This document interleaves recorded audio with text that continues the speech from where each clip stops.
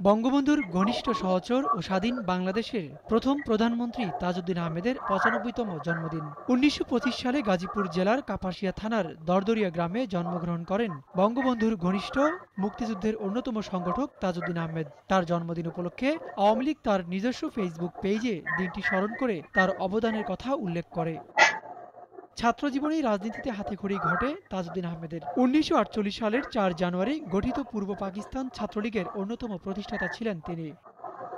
পরবর্তীতে যোগ দেন পূর্ব পাকিস্তান যুবলীগে। ১৯৫১ থেকে ৫৩ সাল পর্যন্ত সংগঠনটির নির্বাহী পরিষদের সদস্য ছিলেন তিনি। ১৯৫৩ থেকে ৫৭ সাল পর্যন্ত ঢাকা জেলা আওয়ামী লীগের সংস্কৃতি ও সমাজ কল্যাণ সম্পাদক ছিলেন তাজউদ্দিন আহমেদ। ১৯৬৪ সাল থেকে তিনি আওয়ামী লীগের সাংগঠনিক সম্পাদক হিসেবে দায়িত্ব পালন করেন। পরবর্তীতে ১৯৬৬ সালে তিনি আওয়ামী লীগের সাধারণ সম্পাদক নির্বাচিত হন।